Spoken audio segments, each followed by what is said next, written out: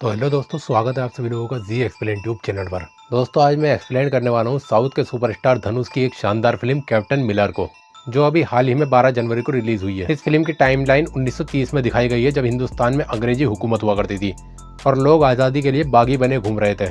जो भी हिंदुस्तानी अंग्रेजी हुकूमत के विरुद्ध हुआ करता था वो उसे मार दिया करते थे आतंकवादी कहकर।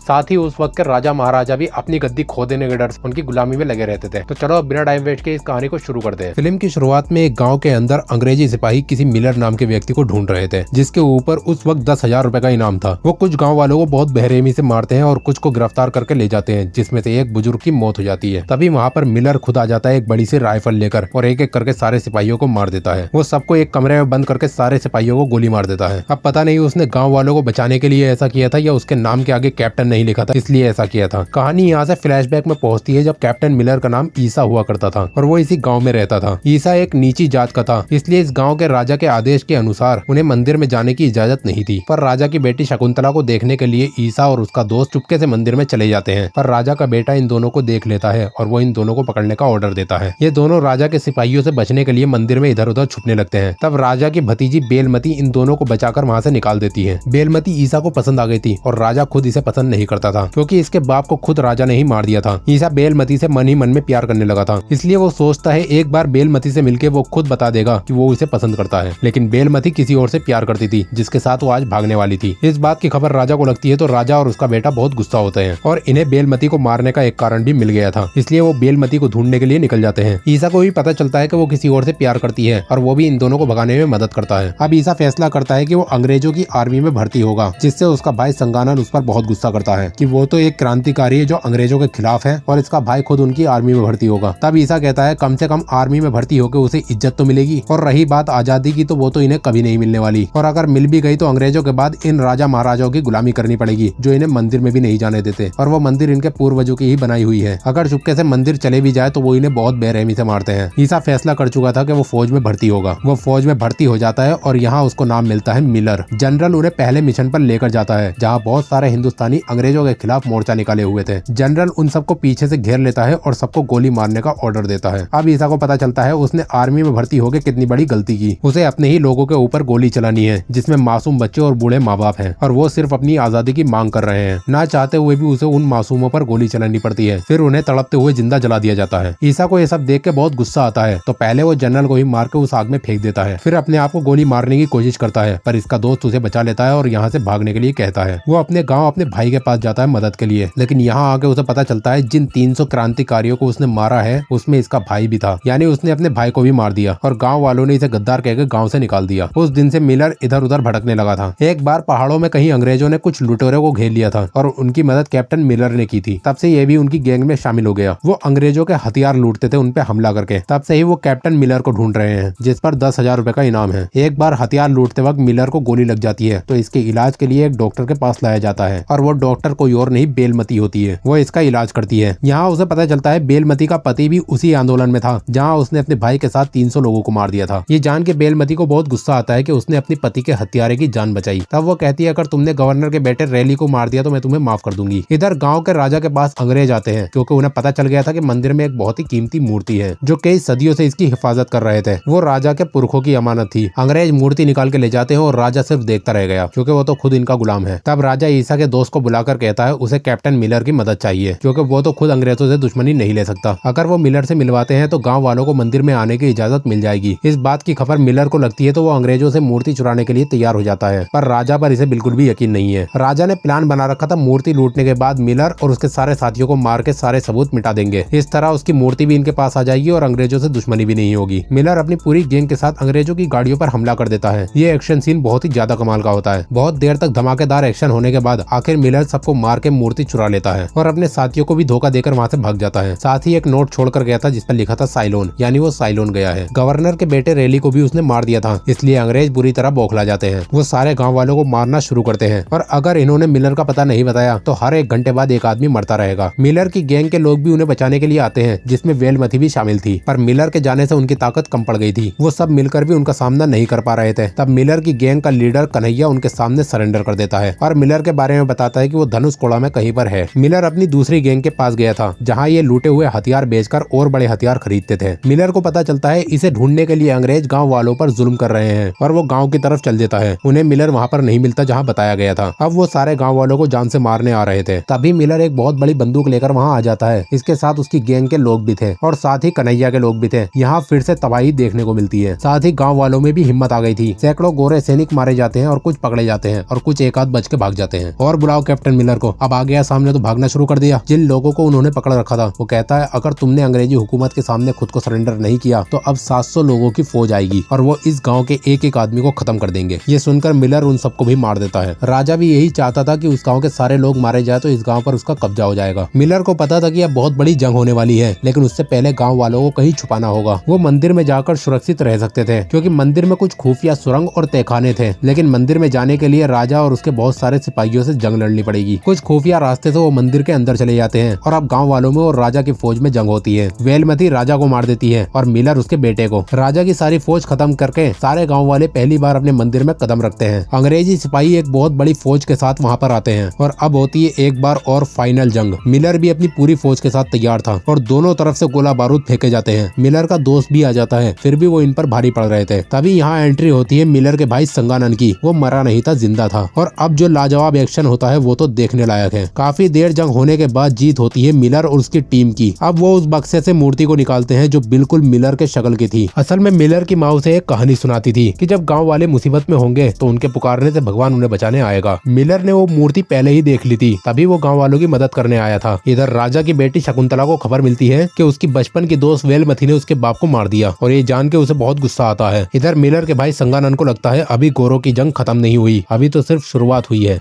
इस बात की उसे चिंता लगी हुई थी और फिल्म यहाँ खत्म हो जाती है। फिल्म इस मोड पे खत्म हुई है कि शायद इसका अगला पार्ट भी आ सकता है। एक्शन की तो इस फिल्म में कोई कमी नहीं है। अगले पार्ट में हो सकता है इससे ही बड़े बड़े सुपरस्टार हमें इस फिल्म में देखने को मिले। एक नाम तो मैं भी रिकमेंड करना चाहता हूँ, अल्लू अर्जुन का। और क्या हो अगर RRR से रामचरण और जूनियर NTR भी कैप्टन मिलर के साथ मिलकर आपस में दोनों कोलैब कर ले तो, क्योंकि दोनों फिल्मों की टाइमलाइन भी एक ही है और दोनों फिल्मों का विलन भी एक ही है, ब्रिटिश हुकूमत। बस हमें और आपको मिलकर अपनी आवाज बुलंद करके ये बात अरुण सर और राजा मौलवी तक पहुंचानी होगी। सोच कर देखो अगर इतने सारे सुपरस्टार एक साथ मिलकर एक ही फिल्म में नजर आए तो ये इतिहास के सबसे बड़ी फिल्मों में अपनी जगह बना चुकी होगी। और ऐसा नहीं है कि ये बात मैं बिल्कुल काल्पनिक बोल रहा हूँ, ऐसा हो भी सकता है भाई। धनुष सर की और भी फिल्में मेरे चैनल में पड़ी हुई है, आप लोग जाकर देख सकते हो। तो बस दोस्तों ये थी फिल्म कैप्टन मिलर की कहानी। अगर वीडियो पसंद आए तो वीडियो को लाइक और चैनल को सब्सक्राइब जरूर कर देना ताकि मेरी ऐसी वीडियो आप लोगों तक पहुँचती रहे। तो मिलते हैं आपसे अगली वीडियो में, तब तक के लिए सबको बाय, जय हिंद।